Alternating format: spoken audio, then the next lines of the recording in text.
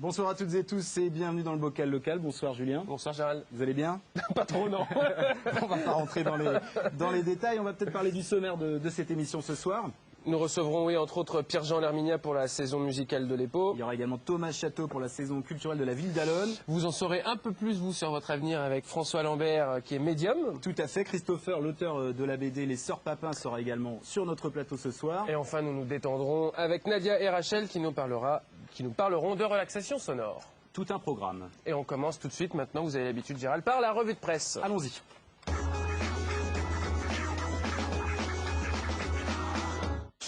Et on commence par le voyant astrologue, d'ailleurs il est là. Enfin, le voyant astrologue arnageois François Lambert intéresse les TV parisiennes. Effectivement, le Maine Libre nous rapporte cette information vendredi dernier dans ses colonnes. Considéré comme l'un des 10 meilleurs dans son domaine, François Lambert, qui collabore notamment à Sweet FM, est effectivement sur la rentrée de diverses chaînes locales parisiennes. TV Montmartre, TV Saint-Germain, TV Saint-Cloud. Il est en tout cas ce soir sur notre plateau. Bonsoir. Bonsoir.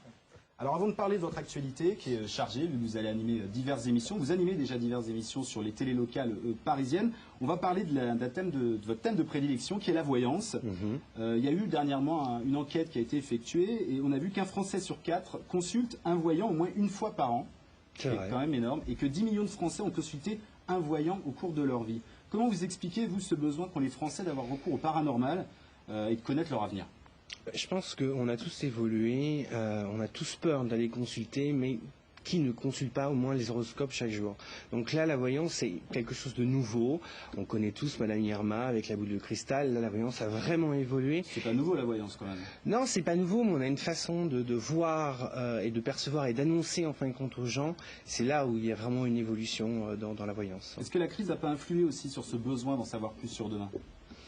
Oh, on peut le dire, mais de ce côté-là, je pense que tout le monde veut savoir son avenir.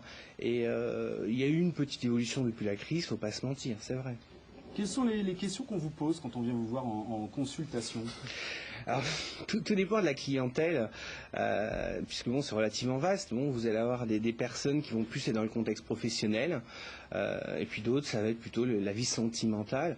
Bon, après, ça dépend de la région. Vous allez sur Paris, c'est plutôt tout ce qui est finance, tout ce qui est lié au travail, au professionnel, à l'argent. Même beaucoup maintenant des médecins viennent consulter, donc ils veulent savoir si tout se passe bien pour eux. Ils sont en bonne santé ?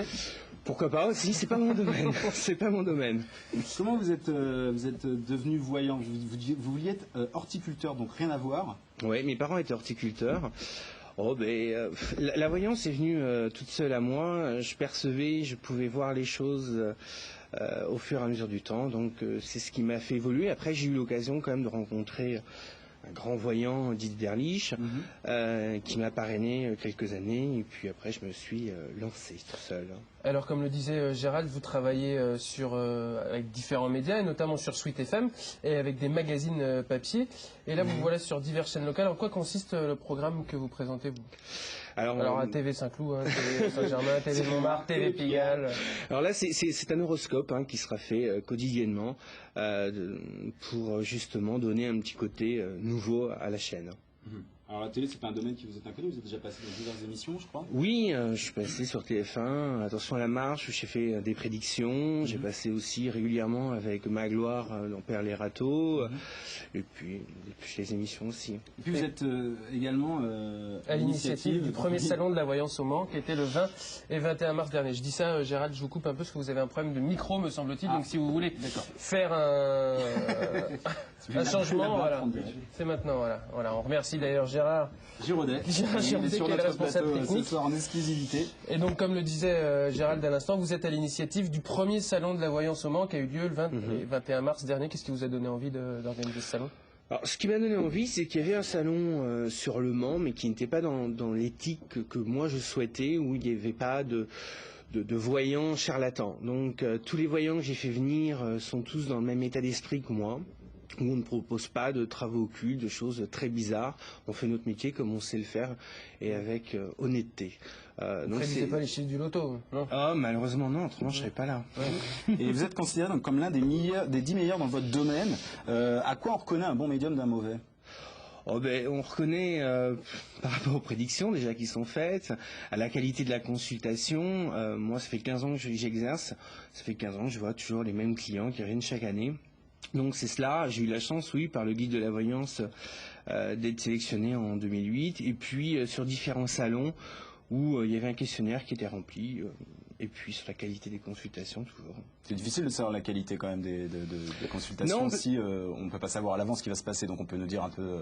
Oui, on peut nous dire tout et n'importe quoi, mais sauf que dans les consultations, on ne dit pas que le futur, on dit le passé. Donc si le passé et le présent est déjà crédible, le futur, elle est... Alors bon, on n'est pas là non plus pour promettre des choses au niveau de l'avenir, on s'émerveille, mais dans ce qu'on dit dans le présent, si c'est fondé... D'ailleurs, comment ça se passe une consultation? C'est les cartes, c'est la boule, c'est la ligne de main Ben, ça peut être tout ça, c'est vrai. Moi, en l'occurrence, je prends le prénom, date de naissance, je prends mes propres jeux de cartes, parce que bon, j'ai conçu deux jeux de cartes. Mais après, oui, ça peut être les tarots, ça peut être les oracles, ça peut être la boule de cristal, la chiromancie, plein de belles choses. Ben, on va tester votre don, si vous le voulez bien, ce soir, en direct, dans le bocal local. On va parler un petit peu de l'avenir déjà de cette émission qui a commencé maintenant 4 semaines. Qu'est-ce que vous pensez de cette nouvelle grille? Quelles sont vos vibrations par rapport à cette nouvelle grille, la quotidienne sur LNTV? C'est un bel avenir. Surtout le mardi, parce que les autres, à la limite.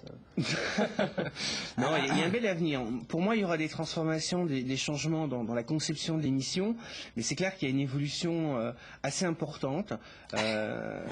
Franchement, et c'est pas pour vous faire plaisir à l'un comme à l'autre, mais il y a vraiment une évolution, en l'occurrence pour la quotidienne, mais aussi pour LNTV, qui aura un vrai changement, une vraie transformation, surtout pour la fin de 2011, début 2012. Est-ce qu'on sera encore là dans 6 mois, François Lambert? Dans 6 mois, certainement. D'accord. Et dans un an, par contre, c'est un peu compliqué.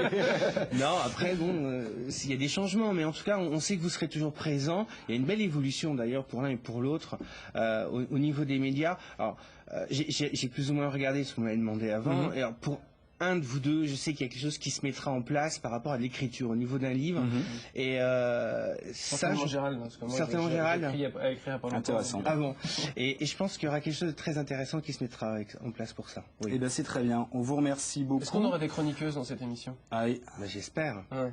Plutôt blonde, plutôt brune? L'avenir vous le dire. On va parler